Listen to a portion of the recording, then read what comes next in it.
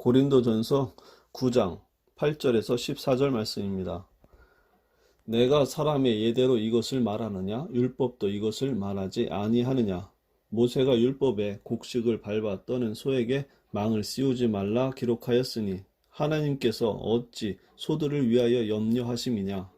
오로지 우리를 위하여 말씀하심이 아니냐? 과연 우리를 위하여 기록된 것이니 밭 가는 자는 소망을 가지고 갈며 곡식 떠는 자는 함께 얻을 소망을 가지고 떠는 것이라. 우리가 너희에게 신령한 것을 뿌렸은즉 너희의 육적인 것을 거두기로 과하다 하겠느냐? 다른 이들도 너희에게 이런 권리를 가졌거든 하물며 우리일까 보냐?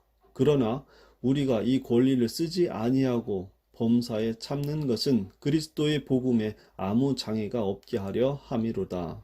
성전의 일을 하는 이들은 성전에서 나는 것을 먹으며 제단에서 섬기는 이들은 제단과 함께 나누는 것을 너희가 알지 못하느냐? 이와 같이 주께서도 복음을 전하는 자들이 복음으로 말미암아 살리라 명하셨느니라. 본문에서 보면 수고의 열매를 먹는 것은 당연하다고 말씀합니다. 곡식을 밟아 떠는 소에게 망을 씌우지 말라는 말씀처럼 어떤 일에 종사하든지 그 일에 대한 보상으로 살아갑니다. 군인은 나라를 지키는 것으로 군대에서 먹고 삽니다. 농부가 포도를 심고 재배한다면 그 노동의 보상으로 열매를 기대하고 또한 그것을 먹는 것은 당연합니다. 이렇듯 수고에 대한 보상을 기대하며 그 열매를 먹는 것은 당연한 일입니다. 그러면서 11절 이후의 내용으로 복음을 전하는 자가 복음의 열매를 기대하고 먹는 것은 당연하다라고 말씀합니다. 11절 12절 말씀입니다. 우리가 너에게 신령한 것을 뿌렸은즉 너희의 육적인 것을 거두기로 과하다 하겠느냐? 다른 이들도 너희에게 이런 권리를 가졌거든 하물며 우리일까 보냐? 사역자들도 그들의 노동으로 먹고 사는 것은 타당하고 자연스럽다는 것입니다. 요한복음 10장에 가면 참된 목자와 삭군에 대한 말씀이 기록되어 있습니다. 말씀을 봉독하겠습니다. 10장 11절에서 13절 말씀입니다. 나는 선한 목자라. 선한 목자는 양들을 위하여 목숨을 버리거니와 삭군은 목자도 아니요 양도 제 양이 아니라. 이리가 오는 것을 보면 양을 버리고 달아나나니 이리가 양을 물어가고 또 해치느니라. 달아나는 것은 그가 삭군인 까닭에 양을 돌보지 아니함이라.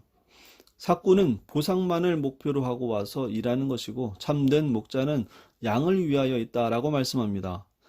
참된 목자는 보상을 목표로 하지 않고 양떼를 위해서 있다고 하니까 그러면 보상을 줄 필요가 없지 않겠느냐라는 오해를 할 수 있습니다.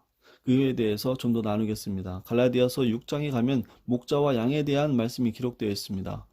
가르침을 받는 자는 말씀을 가르치는 자와 좋은 것을 함께 하라. 스스로 속이지 말라. 하나님은 업신여김을 받지 아니하시나니 사람이 무엇으로 심든지 그대로 거두리라. 자기의 육체를 위하여 심는 자는 육체로부터 썩어질 것을 거두고 성령을 위하여 심는 자는 성령으로부터 영생을 거두리라. 가르침을 받는 자는 말씀을 가르치는 자와 모든 것을 함께 하라고 말씀합니다. 양은 목자가 인도하는 곳에서 꼴을 먹습니다. 그 꼴을 먹어야 성장하고 털로 자라날 것입니다. 무엇으로 심든지 그대로 거두리라는 말씀처럼 목자가 좋은 꼴을 먹이기 위해 애쓰는 것만큼 양은 그대로 자라고 또한 양으로서 얻어지는 것을 그대로 거둘 것입니다. 그렇기에 목자가 그 털을 깎고 또한 젖을 먹는 것은 당연합니다. 참된 목자는 양떼를 위하여 존재하지만 목자가 보상을 목표로 하지 않는다고 해서 그에게 양털과 젖을 공급해 주지 않는다면 목자는 그 직분을 감당하기 어렵습니다. 가르침을 받는 자는 말씀을 가르치는 자와의 관계가 묶여 있는 것입니다.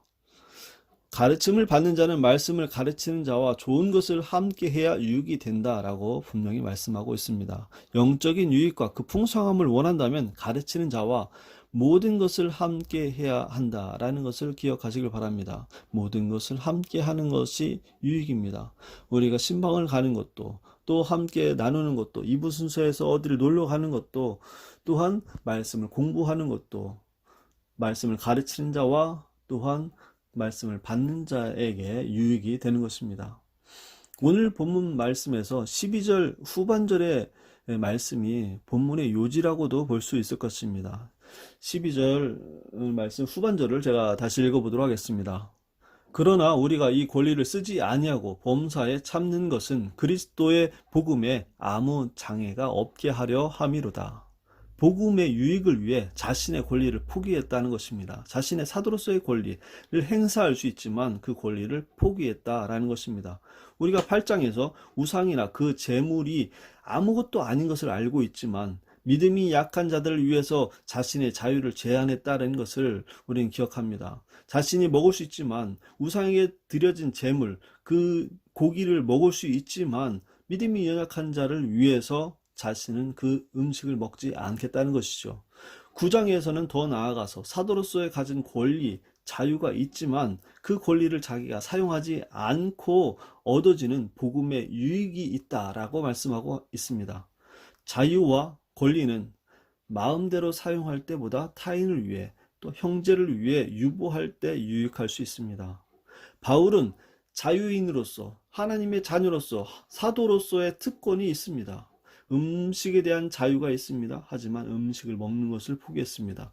사도로서 생활비를 받을 수 있습니다. 하지만 사도로서 자신이 받아야 될 생활비를 받지 않았습니다. 사람마다 그렇습니다. 사람마다 특권층을 비난하면서도 특권을 가지려고 애쓴다는 것이죠. 어떻게 보면 아이러니합니다.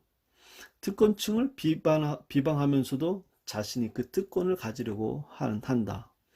속칭 갑질이라는 것을 우리는 알고 있습니다. 그런데 내가 갑질을 하고 싶은 심리가 있다라는 것도 우리는 알고 있습니다. 내 스스로에 대해서 말입니다.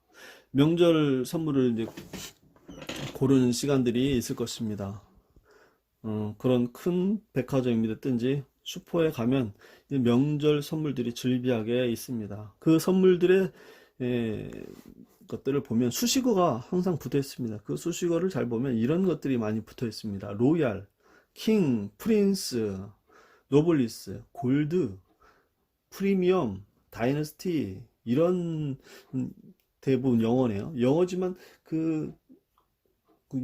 화창한 더 고급스럽다고 생각하는 이런 수식어들을 붙여놓습니다.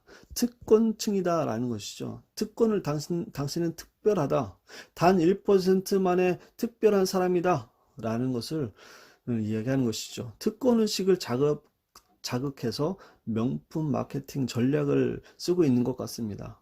누구나 특별한 권리에 대한 열망을 갖고 있기 때문에 이런 상품들 그리고 이런 수식어가 붙는 것이겠죠. 그러나 우리는 그런 특권을 갖고 있는 것이 분명하지만 하나님의 자녀로서 천국 시민으로서 하나님 나라를 소유한 자로서의 특권을 갖고 있습니다. 온 우주를 소유하신 그 하나님이 우리 아버지십니다. 특별한 것들을 우리는 누릴 수 있고 그런 능력이 있습니다. 하지만 그 특별한 것만큼 더 값진 것이 있습니다. 그 값진 것은 무엇이냐면 특권을 행사하는 것일 것입니다. 특권에 대해서 특권도 값진 것인데 특권을 행사하는 데 있어 특권을 잘못 행사하면 갑질이 될 것입니다. 특권을 옳게 행사하면은 복될 것입니다. 내가 복되고 형제가 복될 것입니다. 오늘 본문을 보면 그 특권을 자신은 유보하고 그것을 포기함으로써 사랑을 나타냈다. 복음의 유익을 나타냈다라는 것으로서 말씀하고 있습니다. 한 가지 더 살피며 말씀을 마무리하려고 합니다. 특권을 유보하고 특권을 포기하는 것은 아름다운 일인 것이 분명합니다. 하지만 이거에 대해서 그 특권을 포기하는 것이 거룩이다, 영성이 높다라고 판단하는 것은 또한 옳지 않습니다. 사가님이 좋은 차를 타지 않고 또한 아침 일찍 일어나서 기도하고 이런 희생 또 금욕적인 삶 이런 것을로서 자신의 삶을 포기하고 자신의 시간을 희생하는 것으로서 거룩과 영성의 척도로 삼는 것은 그렇게 옳다고 여겨질 수는 없습니다. 왜 그러냐면은 이 말씀의 방점이 포기하는 것에 방점이 있지 않기 때문에 그렇습니다. 포기하는 것으로써 복음에 아무 장애가 없도록 목적했다라는 겁니다. 복음의 유익을 위한 것에 방점이 있습니다. 하지만 그 방점은 사라지고 포기하는 것만 따진다고 하면 우리는 다른 것에 초점을 맞출 수가 있습니다. 우리 사관님이 이것을 포기했고 저것을 포기해서 우리 사관님은 멋져라고 이야기하기보다는 우리 사관님 이것을 포기하면서 우리에게 복된 것, 우리에게 좋은 꼴을 주려고 해 라는 것, 좋은 꼴을 주려고 하는 것에 대해서 우리는 더 그리고 또 우리 교회가 복되게 하기 위해서 노력해 헌신하고 있어 라는 것을 본다고 하면 우리에게 더 유익이 될 것입니다. 저와 여러분의 유익을 위해, 우리 서로의 유익을 위해 오늘도 나의 것을 포기하는 것으로써, 내 특권을 유보하는 것으로써 우리 공동체가 다시 살아나고 더 기쁨이 넘치고 은혜가 넘치는 삶이 되기를 간절히 축원합니다.